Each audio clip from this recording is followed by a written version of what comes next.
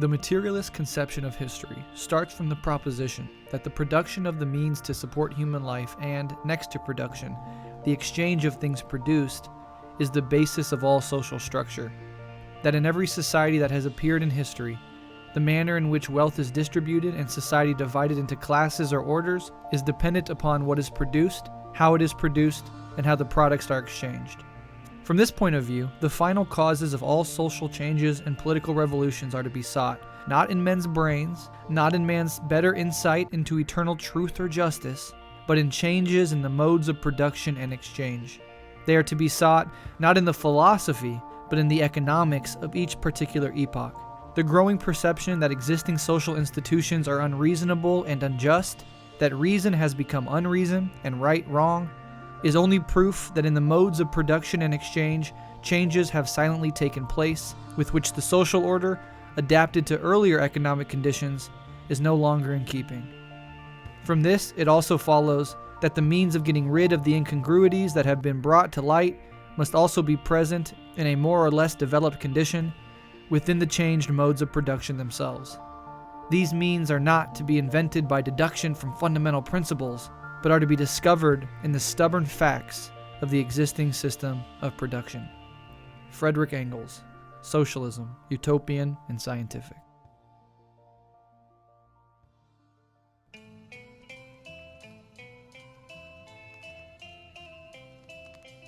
Hello everybody, welcome to Revolutionary Left Radio. I'm your host and comrade Breht O'Shea, and today we have a super special collaborative episode with Proles of the Roundtable. Now, you might know Proles of the Roundtable as their own show. You might know them from coming on our show and doing that big episode about Stalin. You might know them from me going on their show and doing an entire episode about Mao. But for this episode, I actually went to Colorado for the Marxist Center in Colorado Springs. I went down into the basement where the Proles record their episodes. I sat at the Roundtable as an honorary Prole, and we worked through this entire episode on historical materialism. We touched on the Marxist theory of history. We even touched on the Marxist theory of truth and a lot of really other interesting, fun, and engaging stuff. I'm really happy with this episode. I'm excited to be able to share it, and I was excited to be able to go 2 years in a row now and sit down with my comrades from Proles of the Roundtable and meet them, talk with them, hang out with them, drink beers with them. It's a really great time, and every single member of the Proles of the Roundtable is a legit, real-life friend of mine. I do want to say that they just released an entire episode on Ho Chi Minh. So if you listen to our Vietnam War episode and you want to learn a lot more about Ho Chi Minh, which we could only touch on in part in that episode, I really encourage you to go check out the new Proles of the Roundtable episode on Ho Chi Minh. Before we get into the episode, I just wanted to get the word out about something. I have a comrade who I met in real life at the Marxist Center, but who I've known, on social media for a while now, and they asked me to do them a favor. They texted me and said that they wanted to know if I knew of other leftist MMA or self-defense groups in the United States. And if I did, if I would feel comfortable putting them in touch with this comrade. So I don't know any off the top of my head, but I'm putting a call out to all of you. If any of you know any anti-fascist leftist comrades who do MMA, boxing, any sort of physical combat self-defense work, if you could go ahead and let them know about this, the person would love for you to send them an email at tmrocc@protonmail.com. That's tmrocc@protonmail.com. So if you have any ideas, if you know anybody involved in that sort of work, please reach out. This comrade has some questions, trying to get their own organization off the ground and trying to do some good self-defense work with an anti-fascist bent. Now, with all of that said, here is our collaborative episode with Proles of the Roundtable on the topic of historical materialism.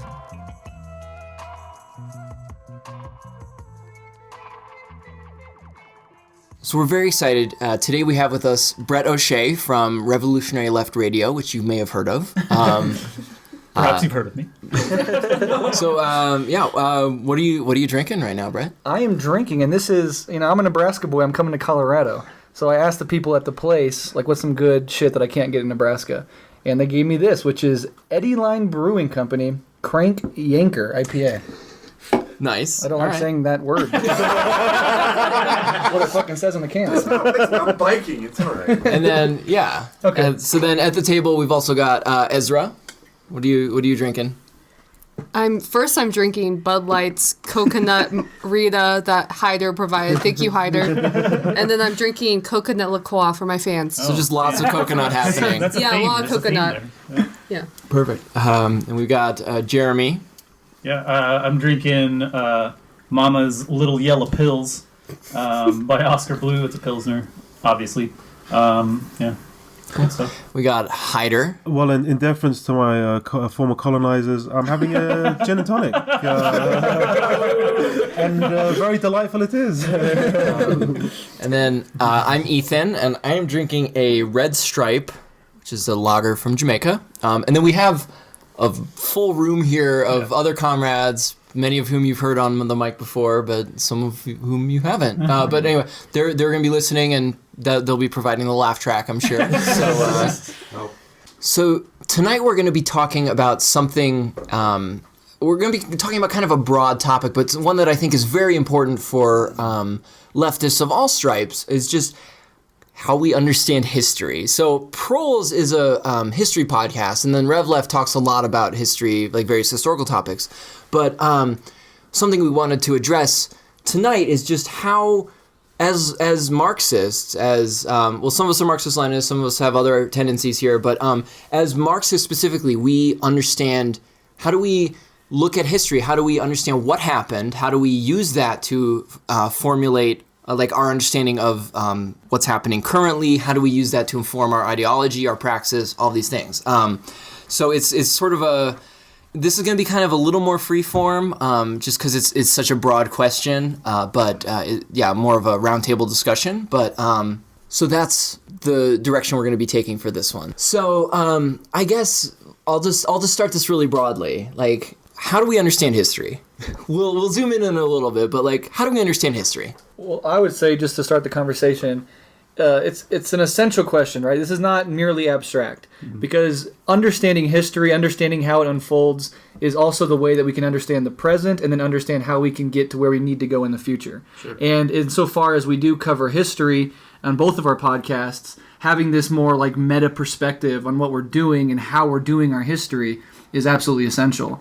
I know that, and we'll get into this probably as we go on, but I think a lot of people on the left, and the Marxist left, understand that bourgeois history tends to focus in its idealist form on the ideas of great men, right? That history can be understood through the behavior and thoughts of great men of history.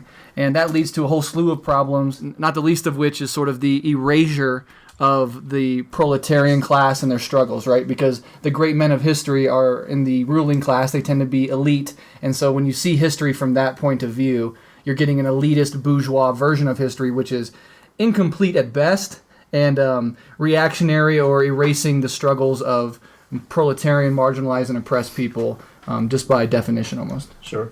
And I think beyond that, there are things which capitalism does to the history of the non-dominant group. Mm-hmm. So via imperialism or settler colonialism, or just because the narrative is not convenient to capitalist dogma, these things get pushed to the side or they get erased. Mm-hmm. And I think it's incredibly important to note that there is no such thing as an objective history. Mm-hmm. Even if you are relating only the facts, that can be true, but it is not honest. Whoever wrote that history had an ideology, lived under a particular system, and wrote that history based on a selection of which facts were important to them, and not even consciously in most cases selected a narrative which feeds the existing narrative. Absolutely. Yeah. I think that's absolutely an important point to insist on. The other point to insist on, actually, is I think that on the left we have a sort of the sort of mode of relating to the people, especially on the left, is care. We want to try to care for each other. And hence, the experience of thinking about theory and theorizing can be a anxious one. But I think we have to insist upon it, especially for the working class, because what the working class is not lacking is concrete historical examples. They are the very subjects Yeah. of history on which history is acting upon. They will provide the concrete examples of history. They are living it. They are breathing it. They have no doubt what they're going through. The problem is the doubt is the connection from my simple story to the broader story of what's happening around me. That's what history can provide, and it's abstract. And you have to go back in time, and you have to compose intellectual models to try to help with you deal with this disconnection between my life experience and what I'm being told about me. Because that's the big problem. Like, for example, a very interesting example, the 1990s. Imagine being a working class African American at the time. Yes, you start to earn more money in the 1990s as African Americans, but not because pay increases, because they start working more hours. But what's reported back to you by the newspapers and then later historically is that the 1990s was the decades of the black people. They started to earn more. That's what we're talking about history. Sure. That you're being told how you should see yourself, how you understand yourself. Thus, the gap when you go back to the 90s. I was told that was the decade for black people, but I was miserable. I was in debt. My car was repossessed. Literally race riots burning down LA. But then Right. Clinton was was it Time Magazine? Clinton was our first black president. Is what they said? God. My God. Exactly. But that's history. It's heavy, and what it does to the psyche and the soul is incredibly destructive.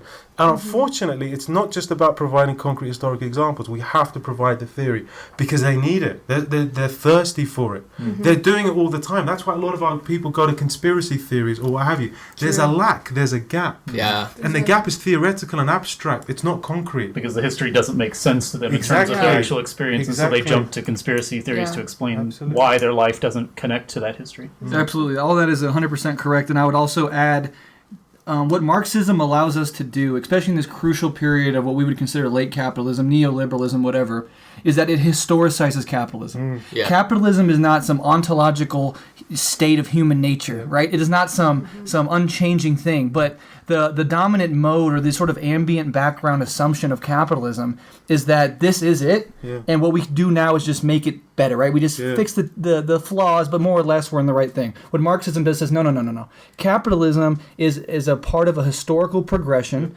The base of the society, right, is the thing that changes and allows these other things to change. But capitalism is just a stage. And I grew up I came up politically debating libertarians, and one of the big things they do is totally lacking this Marxist historicization of capitalism. Does think it's the end all be all of economic systems, of human achievement in the political and economic front. And so once you have that Marxist historicizing of capitalism, you can see where it came from, and you can see that it must end. Now, it might take us all fucking down with it, but it's not going to last forever, and it's surely not a manifestation of human nature. Right. Exactly. So that kind of brings us into specifically Marxists. A lot of Marxists tend to identify with a way of looking at history, a way of looking at the world called historical materialism. And so, what is historical materialism? Well, I mean, the first thing to do, with the term historical materialism, we should do this together as a group, is just to unpack the historical part and then the materialist part. Okay. So again, bourgeois history would look at classically what? I mean, we're talking about great men and sort of great defining moments, like Sure. the battle of this, the battle of that. Okay. The first thing to understand is that how heavyweight the Marxist project is that yes, there's an economic model. Yes, there's a historical model, but there's also a very important project where Marx has to figure out the nature of what it is a human being is.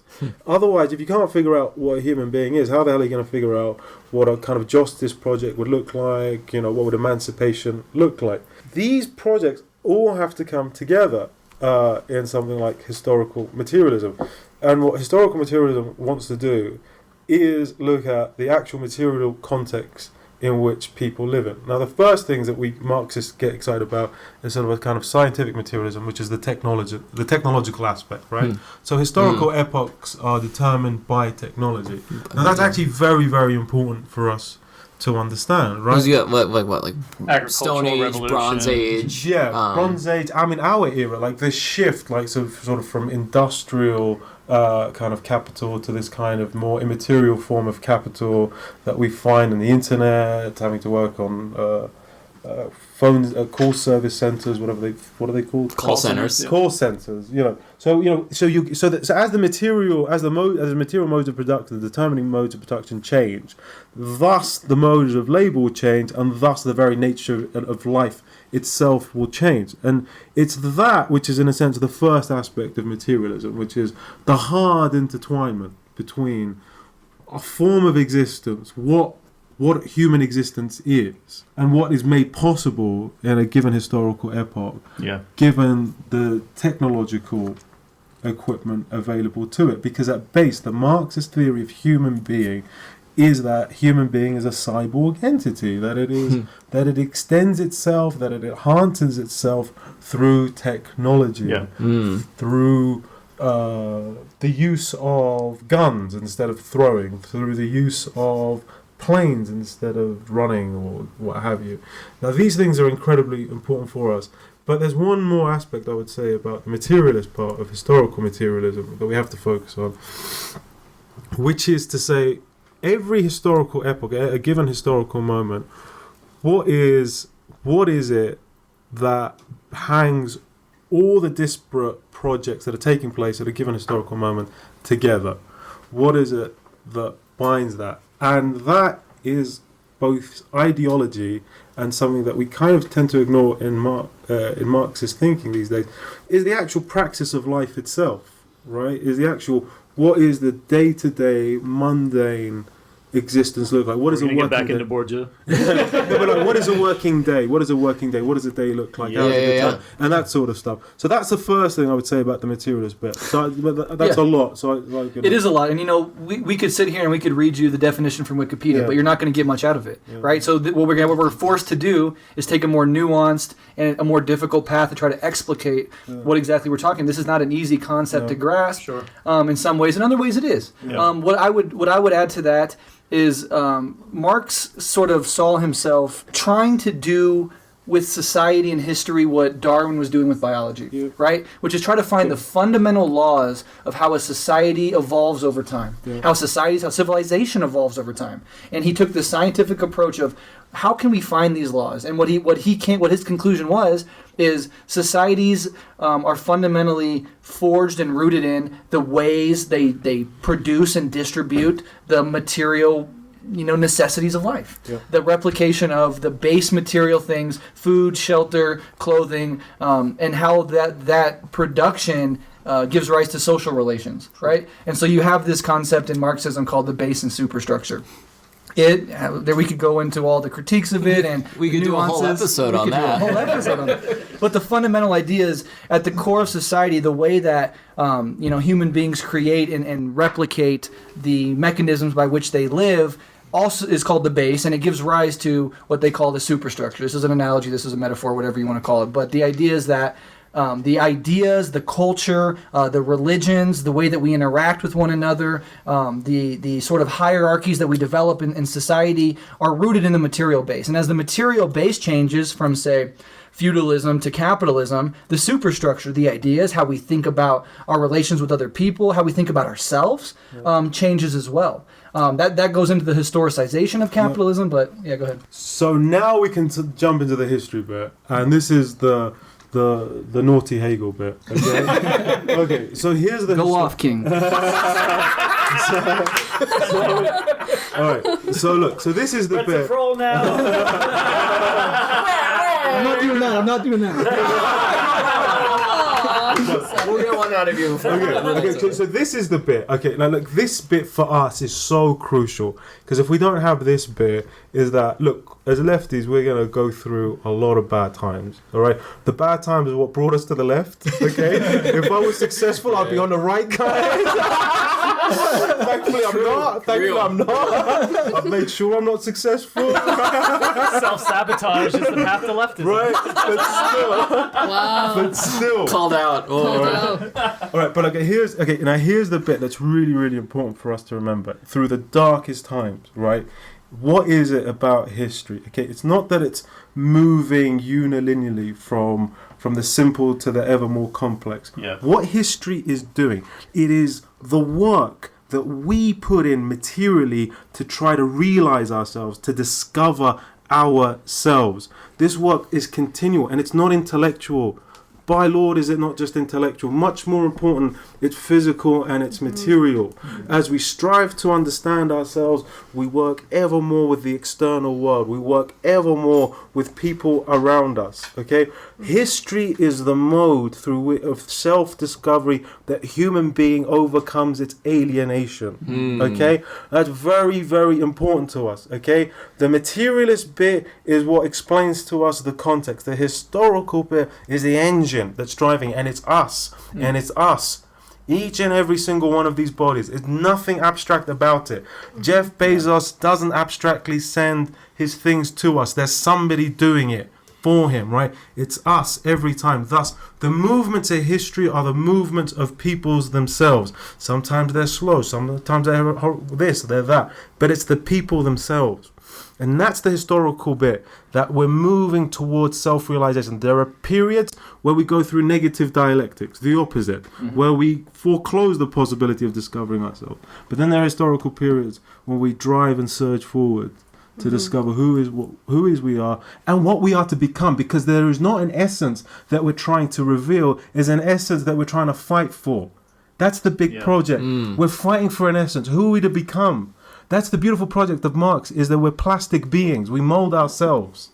And we become accountable for the very beings that we produce. Sure. So that's the bit in the darkest part, is that this is history itself. Yeah. Whether you know you're doing it or not, you're participating in it. Fuck. I really wish that anthropology was a required Oh my God. education Yes. course at the elementary to high school level, because I think it would shut down a lot of the arguments regarding human nature in terms of capitalism. Because if there is anything that I have learned in studying particularly hunter-gatherer societies historically and currently, is that there are material examples, verifiable cases in which different societies behave in different ways based upon their material circumstances. Okay, so it's not super complicated, but it is a bit difficult to explain, so I'll try to kind of do it slowly and then explain afterwards if it seems unclear. In the case of hunter-gatherers, when resources are both centrally located, densely packed, and seasonally predictable, hunter-gatherer societies tend to become defensive, combative, and isolated. They tend to develop hierarchies more easily. In situations where resources are sparse, more broadly spread, and unpredictable, societies tend to be more egalitarian, less violent, and more likely to share information with other groups of hunter-gatherers. So the reason behind that is human beings, they have an imperative to survive, and they have a drive to make sure that their family unit survives as well. Yeah, however broadly that family unit is defined. And that changes. That can change based on the ideology of a group or based on the material circumstances. However, what that means is, if I can defend this territory and that makes it more likely that I will live and my family will live, then I will kill people to defend it. Right. However, if it's spread out and I need to be able to share information with other groups because I might starve to death if I don't know where the food is, then I'm going to be less likely to attack other human beings and I'm going to be more likely to share with other people, because if I share with you that there's food over here, then next time that I can't find food, you'll tell me where I can find food. And so that utterly destroys the idea that there is some sort of human nature to greed or to violence or to, it is materially based. And that's the key. And I Great think, example. Yeah, and I think that's one of the most pernicious things in, specifically, I mean, I grew up in the U.S. with the U.S. education system, specifically U.S. or Western maybe. Ideology is this idea of human nature. Literally anybody you talk to is going to say oh, well, that's just human nature. At the base level. But I mean, I also study anthropology, and the thing is that human nature is limited to, like, if you're going to make a meaningful claim about human nature, it's limited to a very specific couple of things about needing to eat, sleep, drink, reproduce, needing warmth, social interaction, that sort of thing. Yeah. But beyond that, we have examples of societies throughout history that do just about anything else you can imagine. And there are even exceptions. So there's a society that lived in what's known as the Chulmun period in Korea, which was like I think 8,000 BC to 3,000 BC. Sorry, just a quick call out to the DPRK. Sorry. My homie Kim Jong-un. Supreme Leader Kim Jong-un, boost this episode. See you next year. So anyway, so there are exceptions even to the things that I just described. So particularly in the Chulmun period in Korea, which was, and I'm probably going to fuck this up because I can't remember off the top of my head, but it was, I believe, 8,000 BC to 3,000 BC. There were a group of societies who had resources which were densely packed, readily available, seasonally dependent. However, they shared, and we know that they shared because different societies had different art styles on their pottery, and we would find broken pieces of pottery in these shell middens, and so they were able to piece together, okay, well, this society occupied this site here, and then also this other society occupied this site here. These were, Justin and I lived in Korea, and they have these giant mud flats, and they still, to this day, people will walk out in these waders and go shoulder deep into the mud to pull clams out, right? This is what was going on during the Chulmun period. And in these shell middens, broken pieces of pottery tell us that multiple societies were sharing exactly the same shell middens in exactly the same time. And that is wild. So again, human nature, garbage. So that's really important, right? We're looking at anthropology, we're looking at human history and showing how, for lack of a better term, scarcity, right? Yeah. The scarcity of resources dictates how people behave, how cruel they are to other people or how welcoming they are to other people, right? Mm-hmm. So insofar as capitalism, as we all know, creates a system where it artificially creates scarcity, right? Yep. It creates a context in which there doesn't need to be a lack of the basics of life, right? But it's created in this marketplace, so it's prohibitive based on your poverty level. Sure. But we talk about fascism and capitalism being intertwined, right? And going right back to what your anthropological evidence suggests is that insofar as capitalism does create that scarcity, fascism is a reaction to that scarcity, and what it does is it says in-group, out-group shit. So if you're white or whatever the fuck, nationalist, American, you're in my in-group and we're fighting over scarce resources. They don't need to be scarce. And socialism is the process by which we eliminate that artificial scarcity and materially produce things to create a level. That's why you don't have fascist movements, as I always say, in Mao's China, in the Soviet Union, in Fidel's Cuba. Yeah. There's no fascist movements because this attempt to obliterate the artificial scarcity of capitalism is taking place. Exactly. I think too, if you're going to talk about my resources are plentiful, densely packed, and seasonally predictable, to me that says that wealthy people who have a lot of money, which they have in their possession, can be controlled, are far more likely to, one, be selfish and two, be violent than people who have fewer resources. And we see that in terms of people who give to charity. Poor people give proportionally far more than rich people. Mm-hmm. Right. So I think that is on that same line. So this Iraqi is about to go rogue. I'm going to turn on the both of you. Oh no! Oh no! I'm sorry. Okay. So look. Okay. So I think on the one hand, look. So a brief background. So I grew up in a Marxist-Leninist family. It was exhausting. It was miserable. It was horrible. I wouldn't wish it upon my worst enemy. It is what it is. But so I grew up, under the kind of old school leftist world, and this was the conversation daily. They just revealed Stone Age. Man did X. He could actually pick his nose with a toothpick, and this means technologically. No, I mean I grew up in it, right? Yeah. And it used to horrify me, and I ran away with it. No, and I'm doing this on purpose. I'm not trying to oppose you. I'm just trying to show that there is a division that exists within Marxism, and we can overcome it, and I can show it. Like, though I'm mocking you now, I can kind of rejoin you. I can rejoin you after the mocking. Is that, look, on the other hand, we have to don't forget about Marx. Yes, you're right about the Darwin strain. He loved that scientific strain. And that was, Engels over-identified with that scientific strain. But don't forget about Marx. He was also a German romantic as well. Now, please, this is very important for our Marxist-Leninist comrades out there, is to understand that, look, I am a cultural anthropologist. I've been trained within the hermeneutic tradition. Philosophically, I'm part of the hermeneutic tradition, absolutely. But within the Marxist tradition, there's also a scientific tradition, right?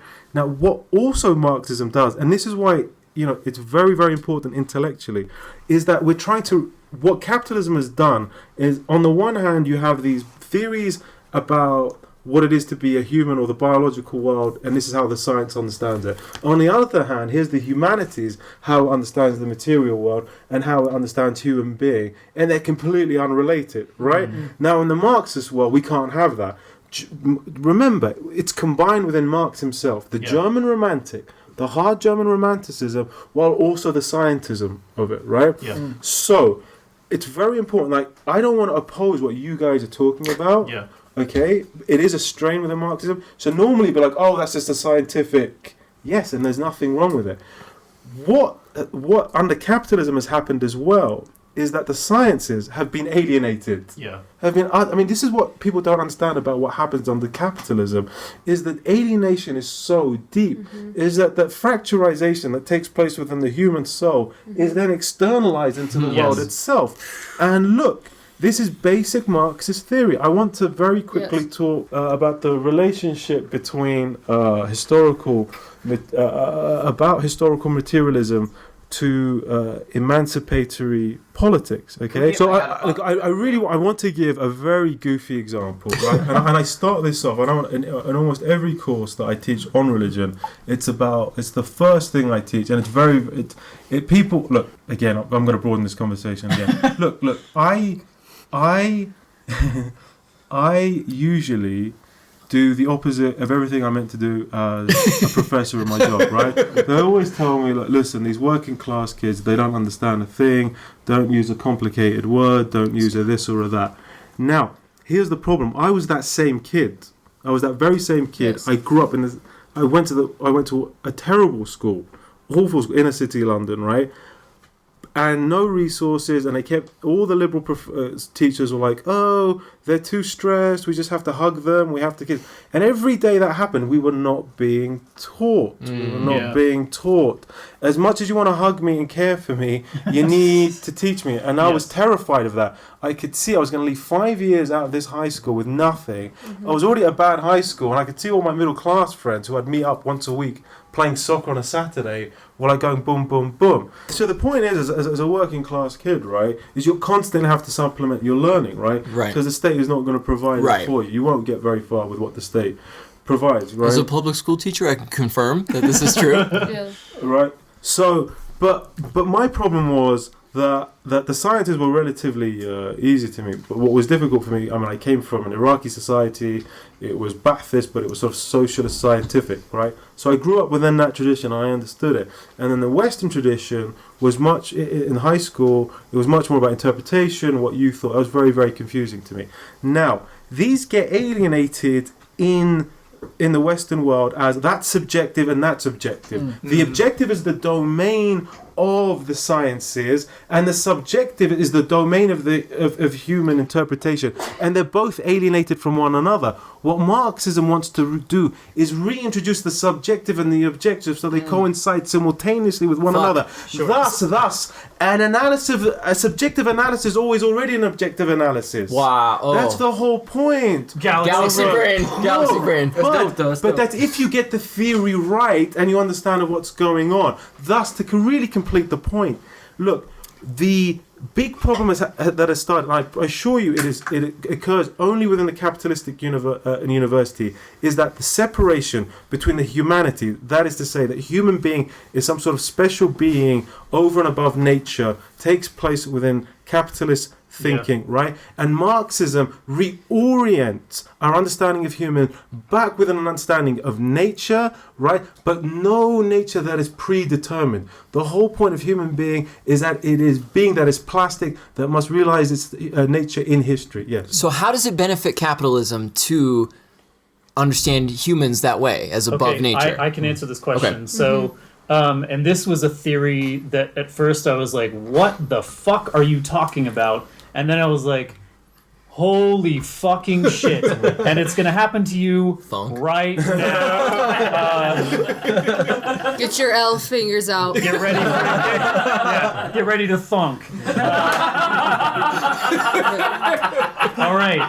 So I'm going to make a statement and you're going to be like, what the fuck? And then I'm going to explain it to you. You're going to be like, holy fuck. The concept of nature is white supremacist. What the fuck? Doing the fucking thing.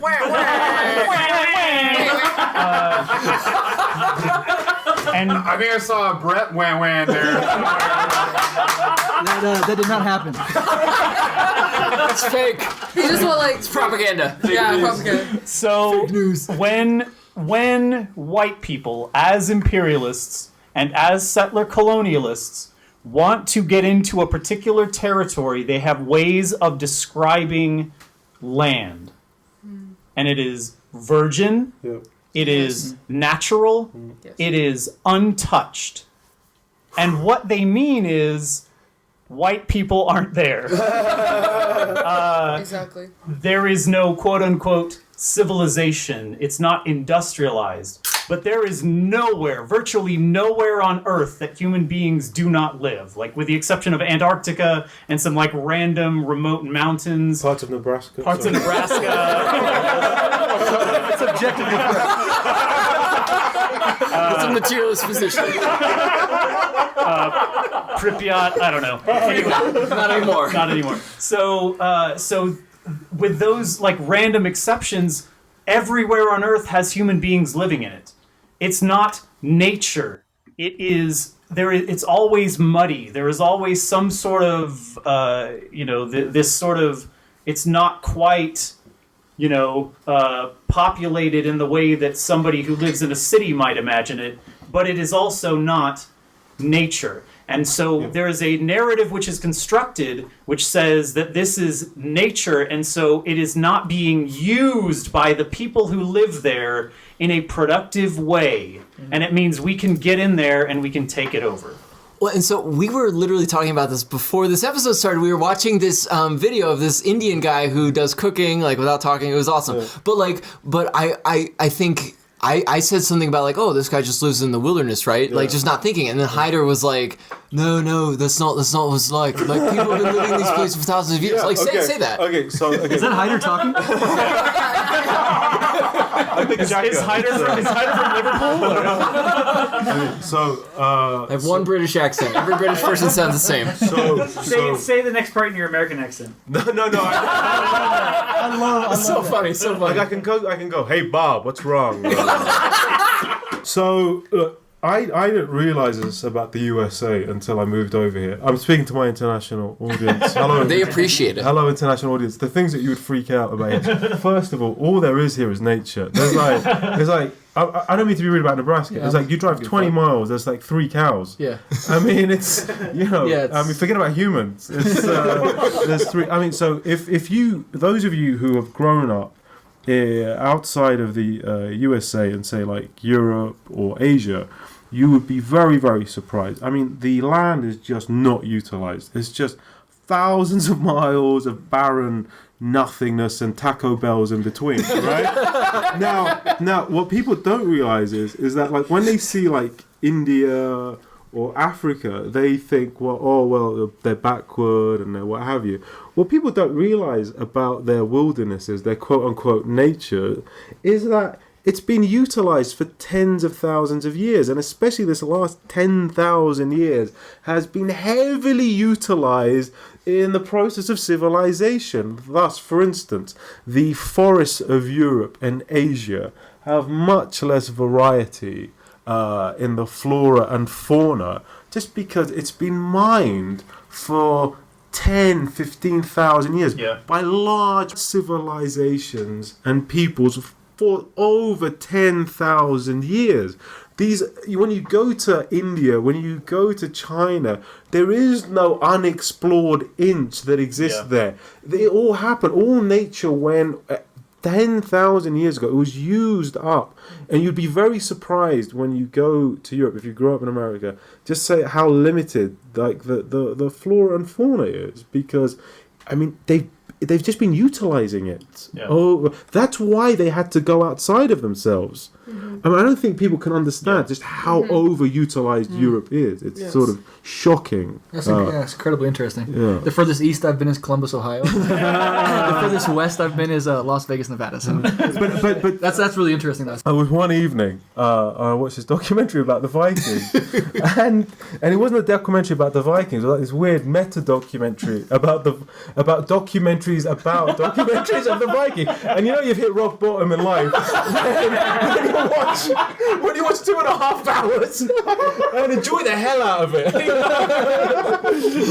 All right. Now, what's so exciting about this? I really will bring this back to somewhere we really can have a conversation. We believe you. Where are we? What's happening? So I'm watching this goofy documentary about the history of documentaries about Vikings, and I'm looking at it. Anyway, so in the 1950s, it turns out the Vikings were very noble and warlike, and when they fought wars, they did it for noble and just reasons, right? When they did it when they started doing documentaries in the 1960s, particularly the late 60s, it turns out the Vikings were a little bit naughty. They had weird sexual practices.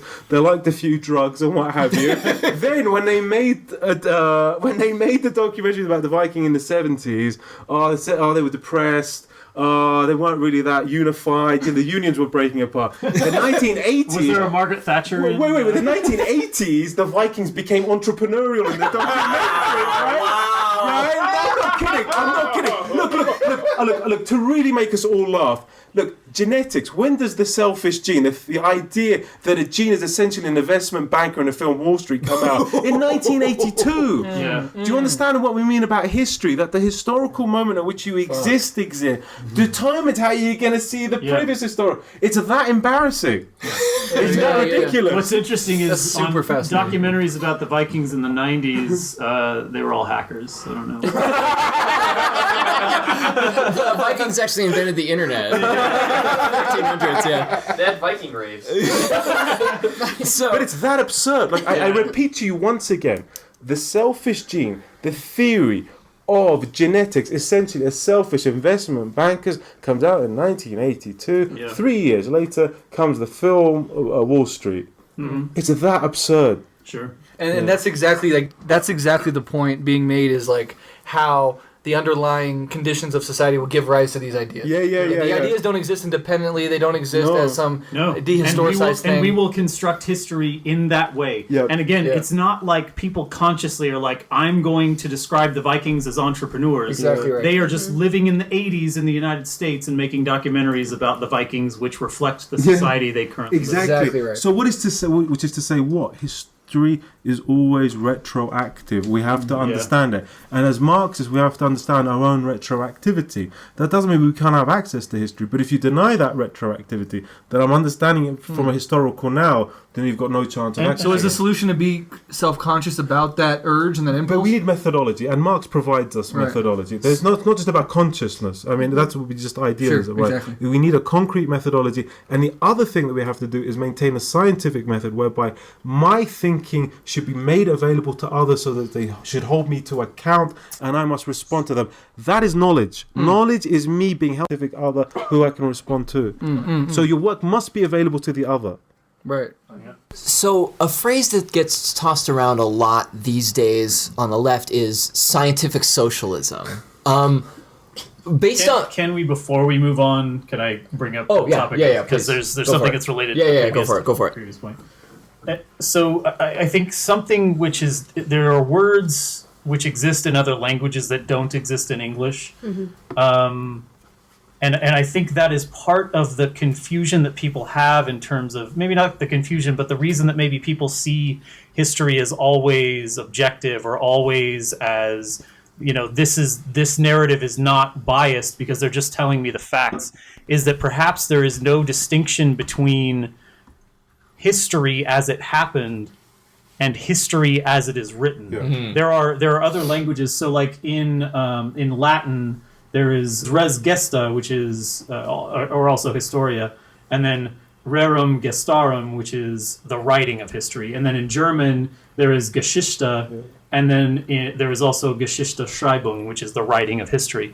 And we don't distinguish between those things. It's history. Yeah. If I'm talking about what happened in the past, it's history. If I'm talking about what someone wrote about history, it's still history. And there's historiography, Right, we but do that's have a the field different of thing. historiography, but That's a different concept, right? So I think that English literally helps to obfuscate the truth. The language of English helps to obfuscate the truth. Well, I mean, and that's a really interesting thing, is the linguistic ways that these things are obscured. But specifically in the U.S., a lot of any idiot's going to be like, oh, history is written by the victors. Right.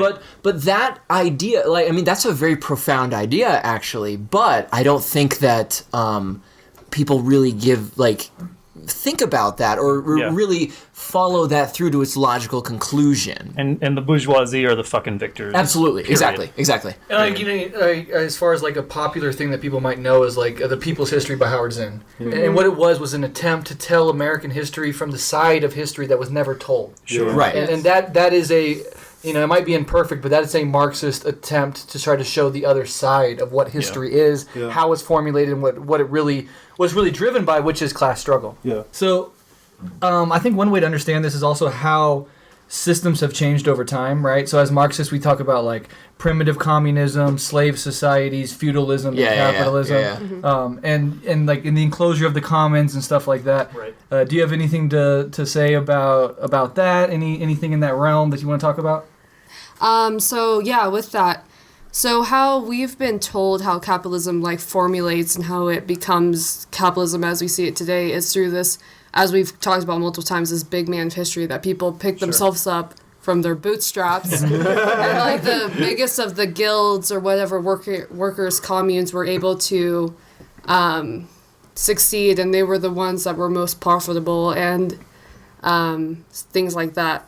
But this gets into primitive accumulation, which Marx labels and pretty much identifies and also historically counts that essentially capitalism had to exist through a revolution, like a violent revolution, in which you first take away serfs' land, and then you urbanize them into either going into these towns to become industrialized, or you have them just eradicate from their land. So it's a complete overthrow of where they exist and who they are as people. And then we go further into, which Breht is very aware of, Silvia Federici, in which this becomes even gendered, in which women have to be killed and labeled as the witch in order for them to be subjugated to this violence. Like, capitalism comes to force through violence. Yes. There's a good article by Joan Anker. She writes, is capitalism gendered and racialized? Yes. And you have to understand there's inherency of racialization and gendered politics within capitalism. First with the witch hunts, but then also slave trade made it possible for capitalism to become as it is now. As soon as Portuguese settlers were able to create ports into Africa, that's when you start to see the Atlantic trade come into fruition. And then again, capitalism becomes, because again, as Haider was saying, Europe didn't have very much material. They needed to, that's how they saw it, they needed to expand. Yes. It was through this kind of education, they wanted to learn about the people that were going to these places, but also, and I think we can talk about that as well.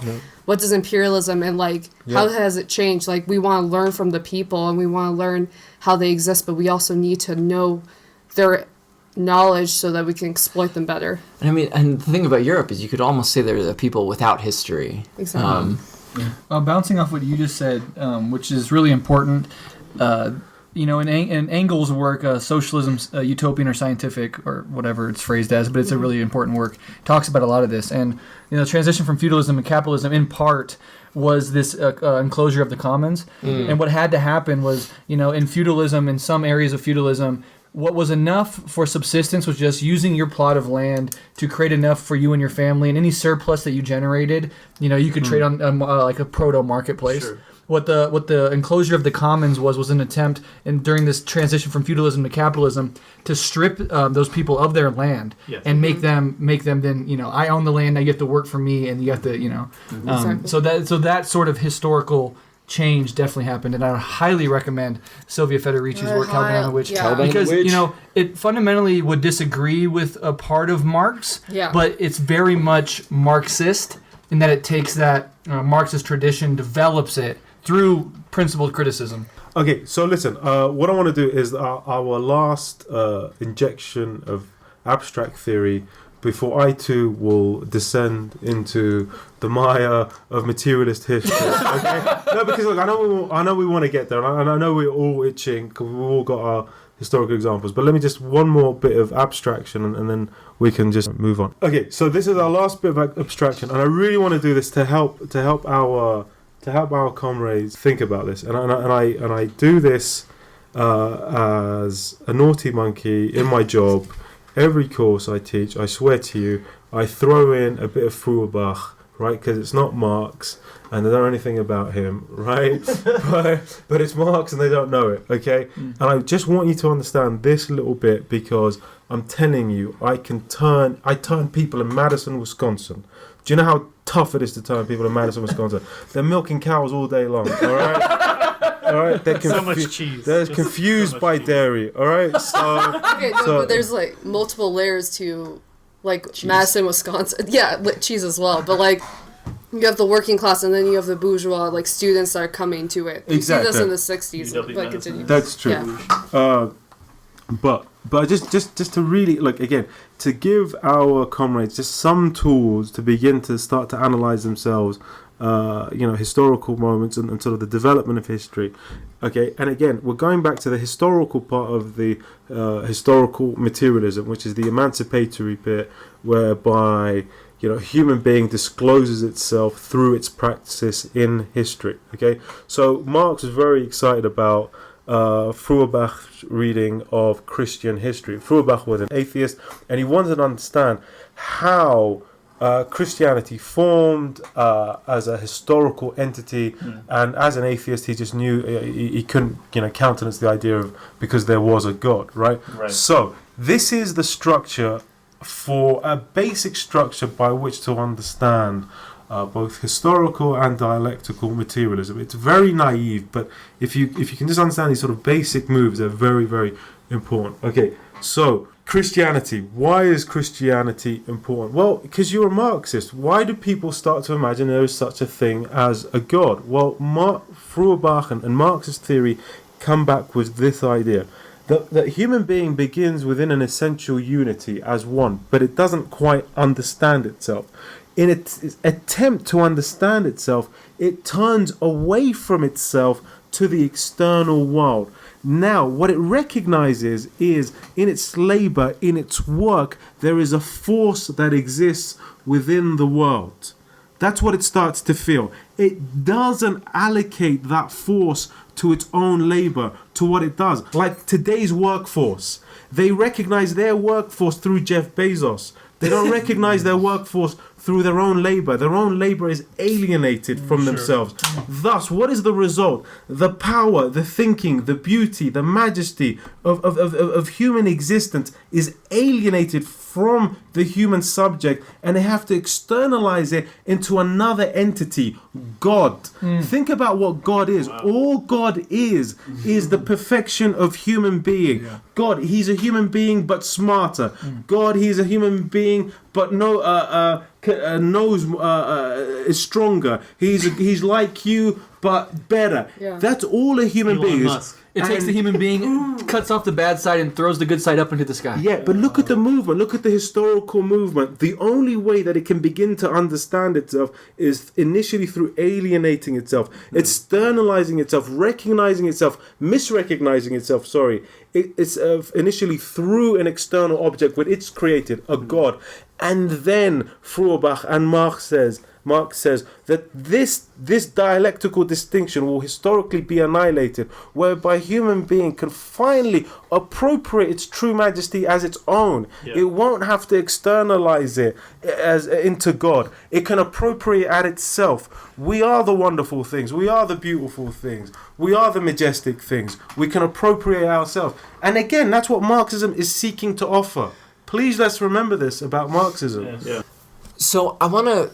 This is one of the biggest conversations we can have and one of the most important, but I want to kind of bring it back around to specifically how we understand history in specifically the 20th century, because that inspires a lot of discussion amongst the left.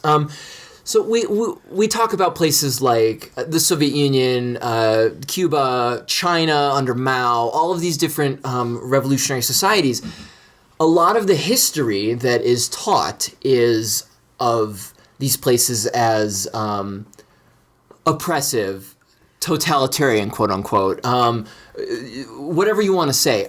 And so it's I think it's really important for us to think about how history is passed down to us. And I want to talk about that a little bit, like how history is passed down to us, how history is passed down to people in, like, to starting with school and then through adults, through the news, through just the popular culture, through popular ideology. I think it's one of the most important things we can talk about, because as leftists, this is something we have to spend so much time combating, understandings of communism, Marxism, all of these, any sort of collective action, even the concept of unions, we have to fight the history of it. So, yeah, thoughts on this? Yeah, I mean, it's summed up really well. I think Marx said it. The ideas of any epoch are the ideas of the ruling class, right? And so it's no mystery why proletarian, communist, socialist movements are in the mainstream discourse labeled as authoritarian or totalitarian or repressive, right? It serves a very fundamental interest. Those words themselves are meaningless, right? In a vacuum, they're meaningless. What does it mean to be authoritarian? And how is capitalism not that?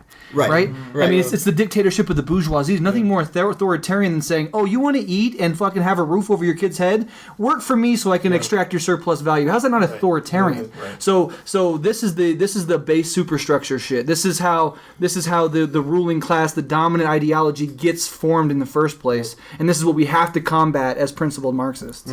So we all know, like everyone around this table, we know that the Holocaust happened. Like, absolutely, that occurred.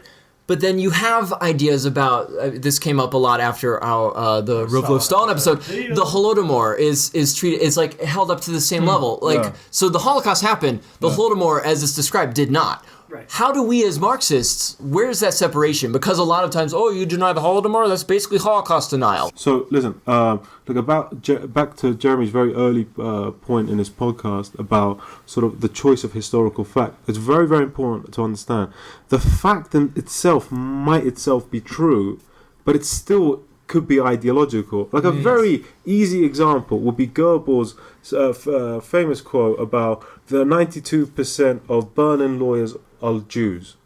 It was absolutely true. No, it's a fact. But my God, the reporting of it isn't just the fact. Exactly right? And that's, again, this is why you have to understand why you need a Marxist historical materialist and dialectical materialist analysis. Because understand, if you're in that historical moment and you read that, how else can you read it other than we're being taken over by this group? If you don't have that theorizing, you're not understanding, you're in a lot of trouble. Yes. Because you're going to take the fact as the fact. Right. Not understand that the fact itself is ideological. It can be true and still be ideological. Yes. And the fetishization of empiricism or the fetishizing facts as such. Exactly. Well done. Again, and especially in the USA, and I was having more and more in the UK, is the informationalization of knowledge, where it becomes fact, and you have to spend your whole time as a professor after they come from a high school unpacking the fact to show the fact is inclining you to think of the world in this way, and if I don't get rid of this fact, you're going to still think in this way.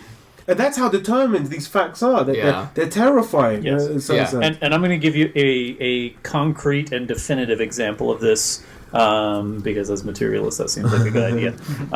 So when I was in 4th grade, I lived in Mesquite, Texas. And in 4th grade in Texas, you are required to take Texas state history. And one of the focuses of Texas state history is their war for independence, right?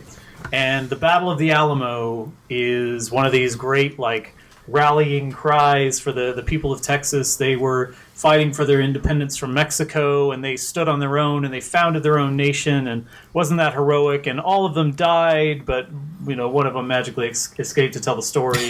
And weren't they heroic? And remember the Alamo was the battle cry of all these people who were fighting for independence, except that the Texans who were in Mexico, because it was Mexico and not Texas, were not from Texas.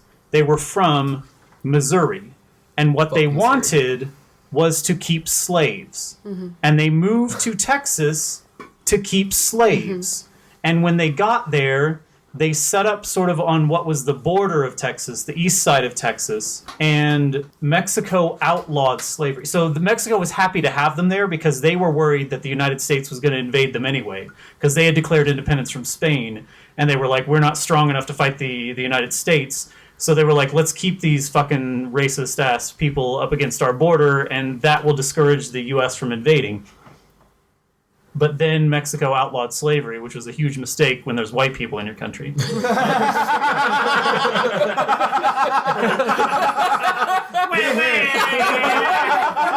Big fucking mistake.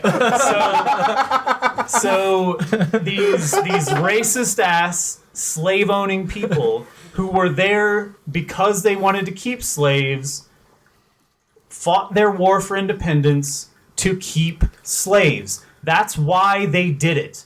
And they didn't declare independence because they wanted to be an independent nation. They just knew that if they integrated into the U.S., they were in line to be a free state. They needed to wait until another state had been brought in, because at this point they were in that weird, before the Civil War, this state comes in, it's free. Yeah. This state comes in, it's slave. This state comes in, it's free. This state comes in, it's slave. So they had to wait until a free state came in before they would join the Union. And they wanted to make sure that they had the bargaining position to say, we're going to integrate, but only as a slave state. So they had to wait until Oregon was declared a state before they would join the Union. That's the only fucking reason they declared independence. They wanted to be part of the United States, but they couldn't if they wanted to keep their slaves until Oregon was a state. Real motherfucking John Brown hours. Yeah. So in Texas it's taught that it's taught that it's right. So in my little elementary school, it's all freedom and independence and we're our own country for 7 years or some stupid bullshit. But again, none of that other stuff, none of the coming from Missouri, none of the because slavery, none of the outlaw of slavery, none of the white supremacy narrative goes in there. And it's still facts. They were still fighting for independence. They still defeated Santa Anna. They still all died at the Alamo. They still yelled out, "Remember the Alamo." Those are all fucking facts. Those are not lies. That's all truth. But there is a narrative in which this exists, and a way in which it is told, which obfuscates the reality that it was white supremacy that drove the independence of Texas. And that's the whole conversation around the Civil War in the United States. We're still trying to discuss, what was it was about states' rights. I mean, when you've got the Confederate States of America in their motherfucking Constitution, they're saying, we're creating this thing so that we can own slaves, we can do this. States' rights to own slaves. Yeah, exactly. I just have to do a quick plug. Everyone out there, please, Dominique Lasorda, Liberalism, A Counter-History. It is incredibly important. Listen, Verso published all of his book.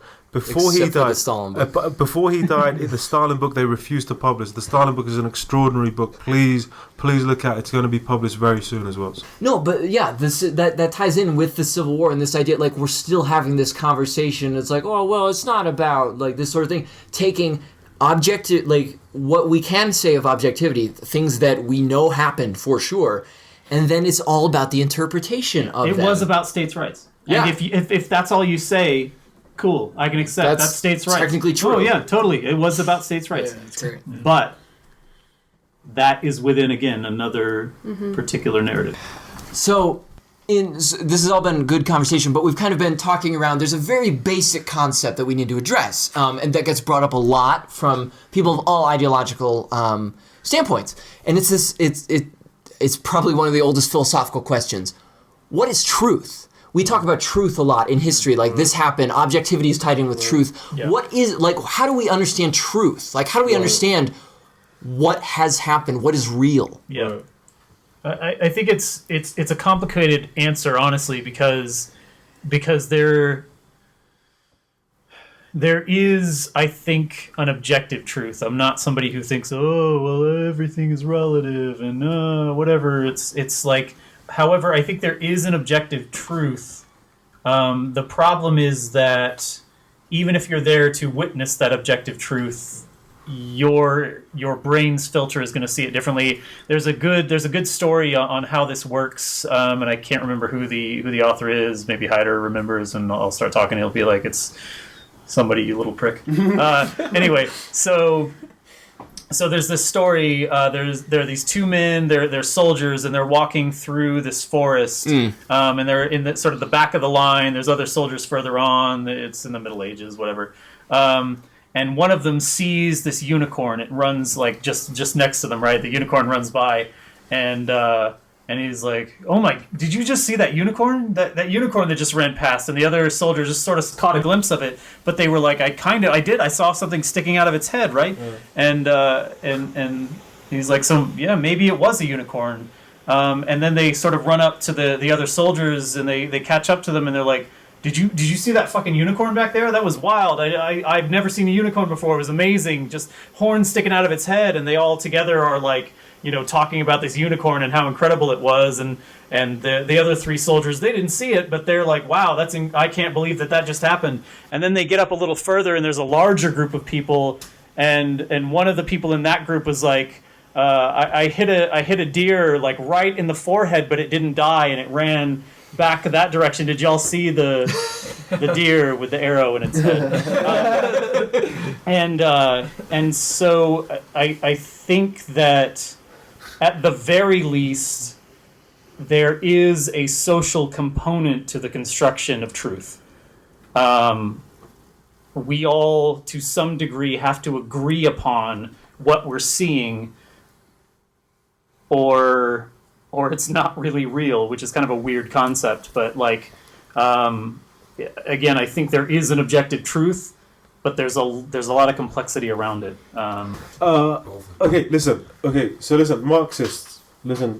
Marxist-Leninists, you need to listen to this, all right?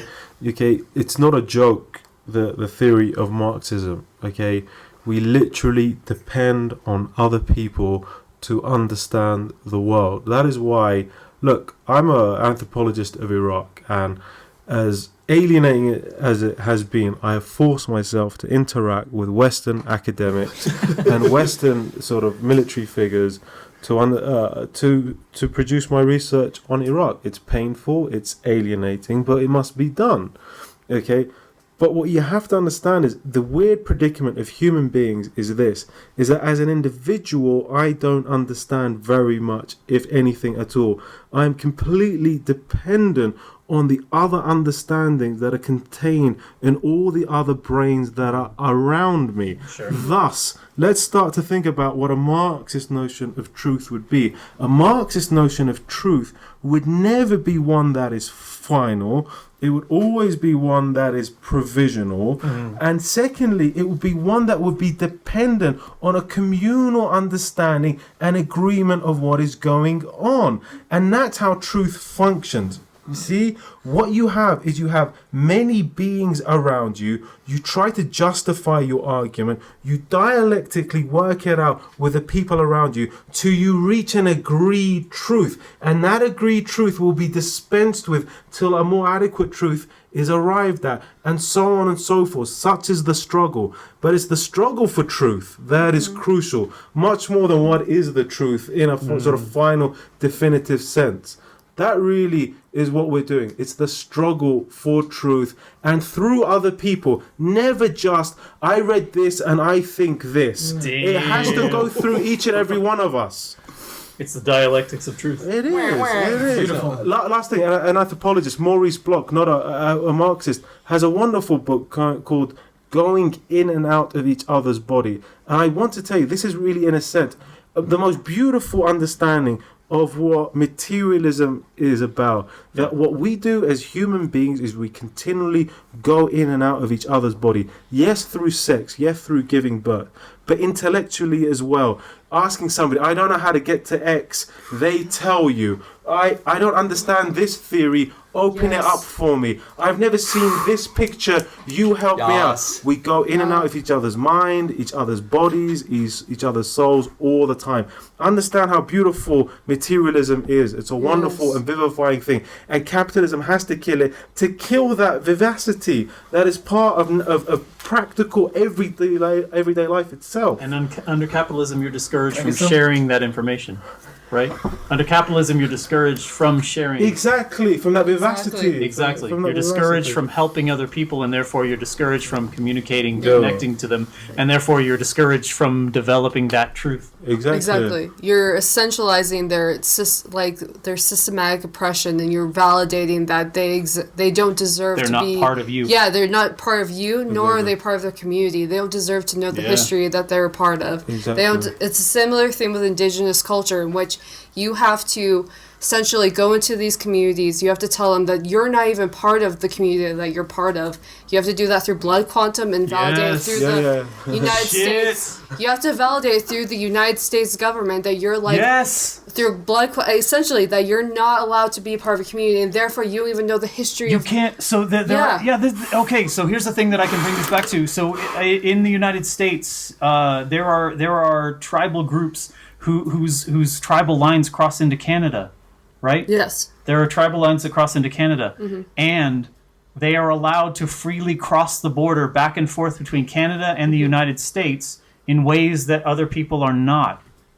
However, their lineage must be proven through their father, and they must hit a blood quantum. Racist ass bullshit. Yes. You must be able to prove what I can't remember. There's different percentages required by different tribal groups. Exactly. How fucking racist is this nation? But you're right. That you are erased from your family and your tribal history if your mother is the source of your connection to that tribe. My grandma is my connection to my tribe, and I am not allowed to attain to that. Fuck. I am never allowed to attain to that. I cannot, because it's not lined with my grandpa, because I don't even know who the fuck he is. Right. And again, you're willing to destroy families through this kind of connection. You have to listen to the stories of your family, and that's the only validation you'll ever get is through the family. This is kind of the last point I wanted to make for my part. I don't know if anybody else has anything else to contribute, but Pierre Trudeau is this... he's a Haitian anthropologist, historian, who has this concept of silences. And silences... So I'm just going to read this short little passage on how silences enter historical narratives. So, silences enter the process of historical production at 4 crucial moments. The moment of fact creation, so that is the making of sources. The moment of fact assembly, which is the making of archives. The moment of fact retrieval, which is the making of narratives. And the moment of retrospective significance, the making of history in the final instance. So there is the person who initially, the primary source basically, is the first point at which silences enter the narrative. So I witness this thing, but I leave out details when I write it down or I tell the story to somebody else. Then, when somebody is writing down that story or taking it down, or in the case of this podcast, literally recording it, right? That is the making of the archive. Silences can be put there when we edit it. Right. Yeah. When we when we cut out particular sections, which we will, because there's a lot of goofiness. No pressure. A lot of goofiness happened tonight. Then, when somebody else is listening to this, and what they pick up on from listening to this podcast, their brain may filter particular pieces of it out, and so new silences are created. And then if they go and tell somebody else about this, the final point, they may have left out more details because they don't want to talk about that part. And so silences are places in which things are erased, whether intentionally or not, by all of these various processes. Yep. And so I think that's really tied in with the Marxist, what we're all doing as Marxists when we're talking about history. The entire reason we do this podcast is we're trying to compensate for some of these silences, trying to give voice to some of these silences. There's this massive dark matter of history, the part, like the even more, like the larger part that's not said, that's there, counterbalancing everything that we do hear about. We're trying to give a voice to that, trying to explain that, trying to understand that, and how to take that into ourselves and how that inspires how we understand the world today and how we want to understand how we want to move forward as like through politics, through just as the human species. You know, Ethan, I mean, I want to go back to a point I made, earlier in the podcast. It is that, once again, is that the working classes are historical beings, especially, that they are not short of history, and they're not short of access to it. That's not the problem to it. It is the ability to access it, right? And that is not a patronizing claim about the working classes. It is a problem of access to the bourgeois researcher who has had 7 years, okay? And moreover, what the working class person has to deal with is an alienation of their own experience and an obfuscation and a pettifogging of their own experience through the media and through other people's reporting of it. So, we once again say that the quanta of history is already available to the working classes. They're not short of history. They don't necessarily have to start reading history books. They have it. What we must start to do is allow them access to their own life experience as already an understanding of history itself. That's so important because I really have to stress this. If you think I'm a smart guy, I grew up in the projects. I got this all from the project. It's not some patronizing nonsense. As we were living it every day, we would come back from high school. And like, listen, those liberal teachers are pretty nice, but why do I feel shitty about myself? Exactly. Right? And it was that question. Because it was a concrete feeling every day. Yeah, they were smiling at me. Everyone else doesn't smile around me, but why do I feel shitty about myself after that 1 hour? So on that note, Ezra, I know that previously you've talked about this, but I don't know if you'd be willing to do this again. We've had some recent conversations and discussions around the idea of making things, quote unquote, more accessible to the working class, or to people who have, other issues that they might have in their life that other folks might see as a hindrance, and therefore. I don't know. It's a difficult concept to explain, but Ezra, you'll probably be more astute. Well, I'll try to be anyway. So I think we're getting at is to this argument of how do we make things accessible? Yeah. How do we make it not just for the working class, but the working class that are disabled? But we have to acknowledge that capitalism also perpetuates an idea of what disability means. Yes. And that kind of understanding that I'm disabled not because of who I am as a person, but because of the system that was built around me, without the accommodation and acknowledgement of who I am, how I have to be accommodated or even accommodated with. Yes. So, and I feel like some of us in this table and those who are participating in it have had learning disabilities and have been told, you cannot do this because you're too stupid. And they literally have told, I've had teachers tell me that I'm an idiot because I do not understand something through the ways in which they have taught it. Yeah. So essentially, you have these liberal teachers coming to you, like Heider is saying, you have these teachers coming to you and say, essentializing not only like your being, but as like a person in the working class, that you don't deserve to even go up to where you should be, that your education isn't valid, and to teach you isn't also valid, that you don't deserve the language, you don't deserve the master's tool, which has been hammering at you as you're learning. I mean, those words have been utilized by Audre Lorde. But yeah, like, I'm not allowed to visualize and understand the tools that have been cemented onto me and literally been hammered down. It's patronizing and excluding at the same time. Exactly. Right, because what you're saying is that these people, these working class people, are incapable of understanding these fundamental concepts. You've got to dumb down the language. Exactly. Which is corny. It's corny, first of all. Second of all, it's disrespectful. Third of all, it's patronizing. You're saying, I understand and I can grasp these concepts, but I've got to dumb down this language for you. Exactly. I've got to bring it down to your level to explain it to you. Yep. But beyond that, what you're saying is I'm unwilling to educate anyone. I'm unwilling to take those steps to bring someone up, to elevate someone. I have to bring myself down to their level. Yeah. Yes. And that's gross. It's gross as fuck. As was brought up in the Ho Chi Minh episode, we're talking about individual. So Ho Chi Minh, when he was in France, translated French articles into Vietnamese to educate people. Vietnamese partisans on Route 559 educated people who were illiterate, not on basic understandings, but on high concept Marxist theory. And they did this again to people who could not read. And you're telling me that I've got to speak at an 8th grade language level? Exactly. Fuck you. Okay, listen, this is very, very important. Listen, my working class comrades, I understand you're overworked, you're tired, you're depressed, you have anxiety, your head is noisy. I understand. Every time you try and pick up a book, you look at 3 or 4 words and it's exhausting. I understand, but you have to understand who did that to you in the first place. By Lord, understand who did that to you in the first place. I understand the initial struggle. It is horrible. It is horrific, but it is the only way out of this predicament. Please understand.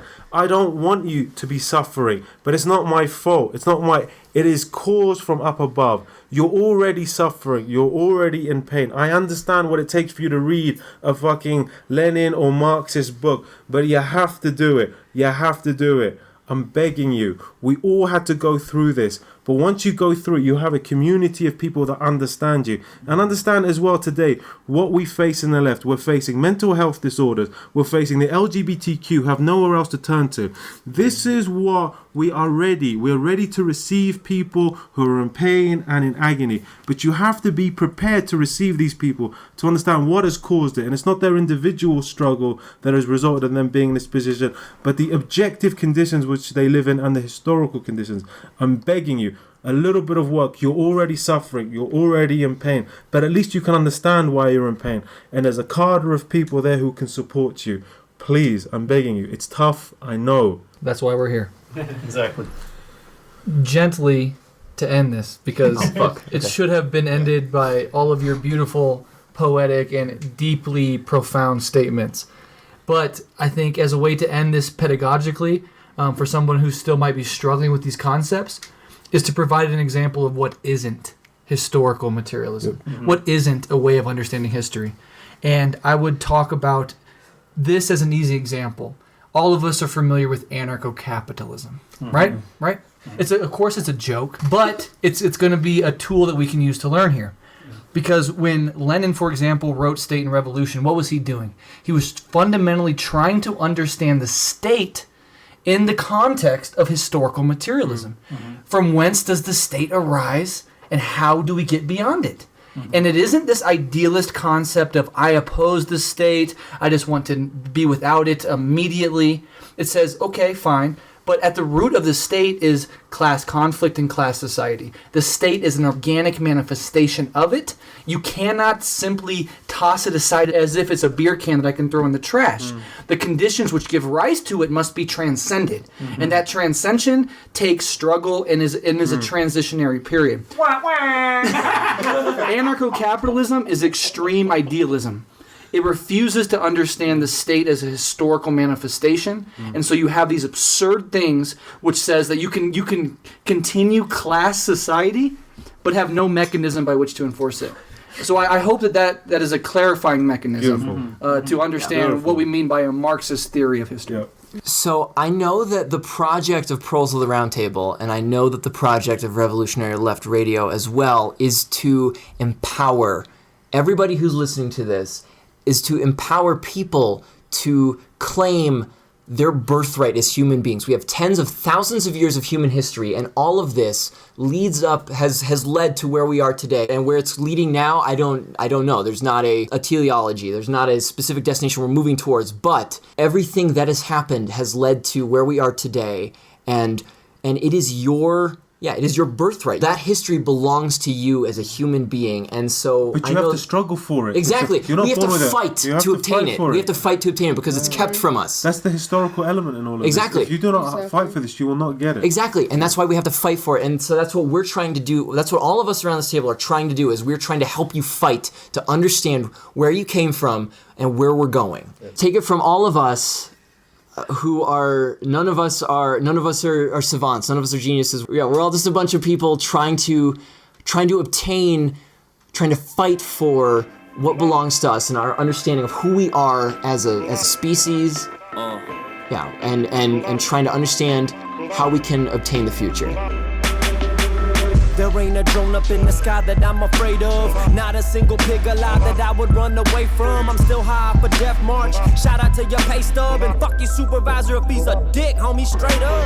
The homie told me he been working round the vets. Filipinos that they use made promises to and left. Promises that they have broken, now coaxing them with a check. And neglected the fact they laid on a compensation bet. The comrades get it poppin' though. He said with confidence, man, I smoke a half a zip a day dealing with politics. I said I feel you, bruh. I wrote another and we talked about how we could get it structured by the summer. Said I am down to rally. I will call you family, cause I will take a bullet for my comrade gladly. I am down to rally. I will call you family, cause I will take a bullet for my comrade happily. Building with the comrade, sharing with the comrade. Diddy bobbing volley with the comrade. Down a couple drinks with the comrade. Criticize the comrade. Take the criticism from the comrade and try and get better for my comrade. Solid with the comrade, never ever red on any comrade. I gotta stay sharp for my comrade. Depending on the comrade, take a couple bullets for my comrade.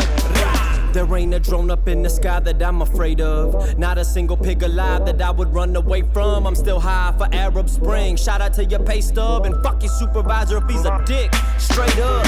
She put her hand out with a standard size flyer. Had a baby in her arm. Other children right beside her. She said she was trying to spread the word. To get the message out that if they send her back to Jalisco, her kids will be without hands that'll feed a little one. Literally sick of them. Forcing the family to leave her home so they can profit from. Told her I would see her at the meeting after work. Walking extra lap around the block to burn what I could burn. And said I am down to rally. I will call you family, cause I will take a bullet for my comrade gladly. I am down to rally. I will call you family, cause I will take a bullet for my comrade happily. Building with the comrade, sharing with the comrade. Diddy bobbing volley with the comrade. Down a couple drinks with the comrade. Criticize the comrade. Take the criticism from the comrade and try and get better for my comrade. Solid with the comrade, never ever red on any comrade. I gotta stay sharp for my comrade. Depending on the comrade, take a couple bullets for my comrade.